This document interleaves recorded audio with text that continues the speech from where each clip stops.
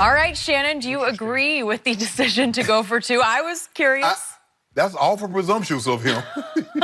Skip, I didn't like the call, but I understand his reasonings. But if you look at it, you're under the impression that your offense is going to get the ball into the end zone in a 2-point play. Have you watched your offense this year, Pat Shurmur?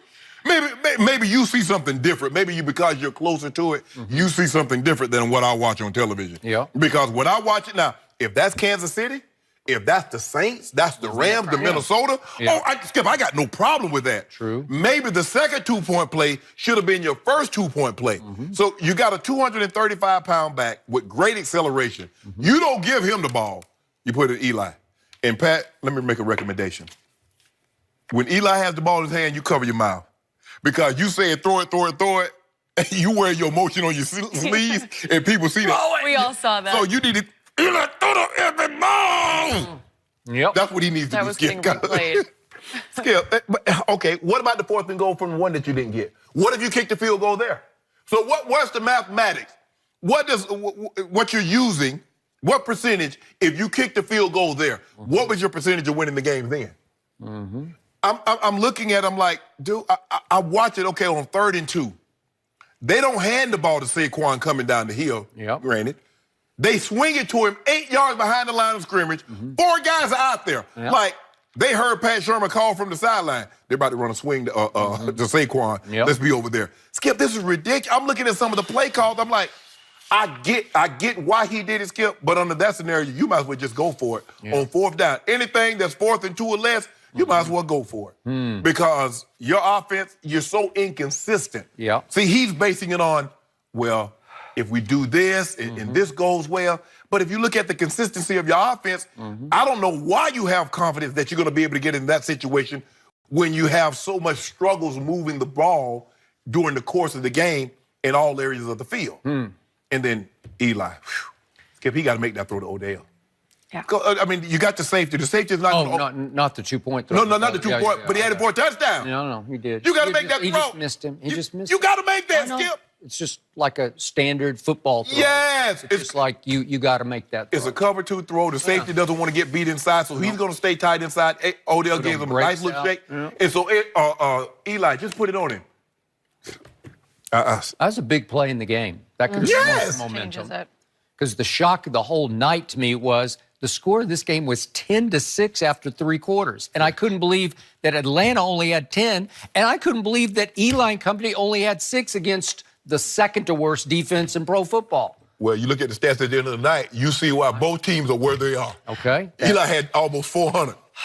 So maybe I'm going to give Pat Shurmur a little break here because his son is my quarterback at Vanderbilt University. But other than that, like everyone else, when he went for 2 at 20-12, I'm just like, what? What are you doing? Yes. It makes no sense. Just kick the point and make it 20-13.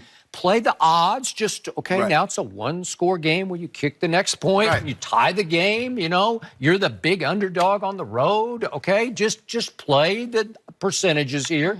And yet, when I listened to him after the game, he was so forthright about it, and he was compellingly convincing that I'd never thought of that. He was thinking way outside a box most coaches never leave mentally, which is, wait a second, if we make it, my chances go up 50% because then all I have to do is kick the next extra point to win the game. Yeah, but if I know. But then the reason it's hard to completely condemn him is the play that he called and ran should have been 2 points because it hit Odell right in the hands. I know it wasn't like the easiest catch because that was the second time around, though, Skip. No, I got it. Yeah.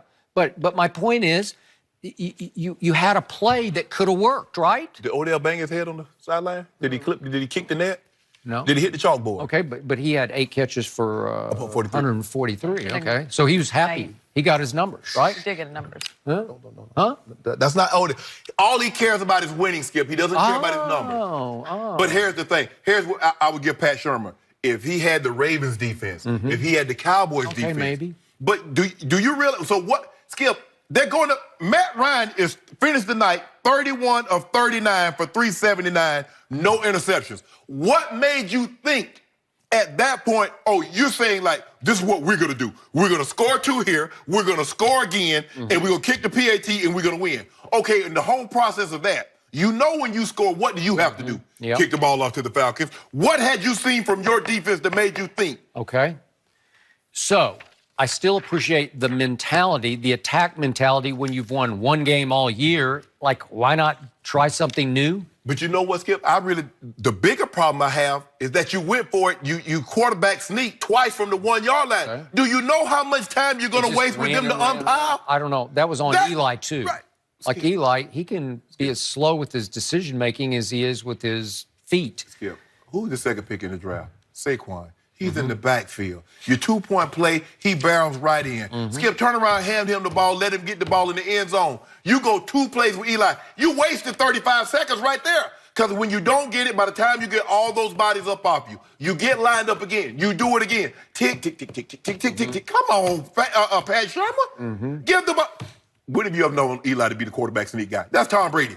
Tom Brady's like 1 step, he's going over the top. Greatest quarterback sneaker ever. That's not a stat, but anyway, Skip. See, he is. You ruined everything. No, I don't. Yes, you opened the door. I'm just saying, I don't believe they should have run that play on trying to get the ball into the end zone. If you want to go for 2, but there's a lot of things you have to also factor in.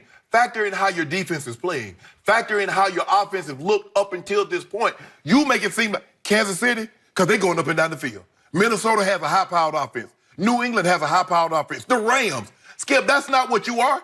Eli's been inconsistent at best. It's hard for me to judge him last night. Yeah, he threw for almost 400. But he's going against the Falcons, who has the worst. They're actually worse than Kansas City defensively. Well, now they are. Yeah. So I don't really know how to judge what Eli actually did. I know he had some opportunities to get more yardage than what he should have left that game with at least 500 yards. So, to Saquon, and I'm going to say what I've said all along about him.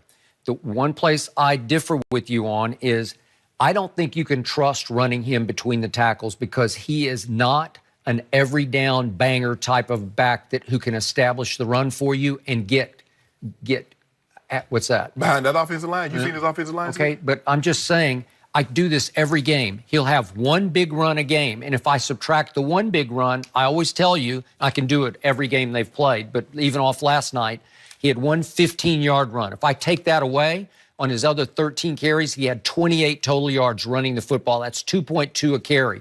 He's going to have a lot of nuns and -1s because that's who he is. But look at that offensive line. Look at Nate Solder. Well, Nate Solder was the left tackle on the market, right? But you know why he looked so good? Tom Brady's getting the ball out in under 2.5 seconds. Okay. That's not the Giants' offense, so Eli has to hold it. So that means he has to hold up a little. Skip, he looks garbage. You know that, I know that. I mean, McKinley just running by him left and right. Guys are bullying him, guys are ripping him, guys are dipping on him. I mean, he looks bad, Skip. That explains why. That's why Coach Belichick like, nah, we good. So Saquon, if I subtract the 1 big catch he had last night, which went for a grand total of 14 yards, that leaves him 8 catches for 37 yards. That's only 4.6 yards a catch. That's not game-breaking. That's not life-changing. Skip, they're throwing him the ball 4 and 5 yards behind the line of scrimmage. But you just told me he's going against the worst defense in pro football, and that's all you can give me? So he's like the NFL version of the home run hitter, where he's going to hit you some home runs and he's going to lead the league in strikeouts because he's going to strike out a lot at the line of scrimmage. But you need to push the ball down the field. Look at what Fitz did. Look at what other teams have done to this defense. Push the ball down the field. Why are you trying to dilly-dally with the back when you got Odell way over 100? You got a Shepard way over 100. Why are you dilly-dallying throwing the swing passes? Push the ball down the field. I don't know if he has the arm to push it with anymore.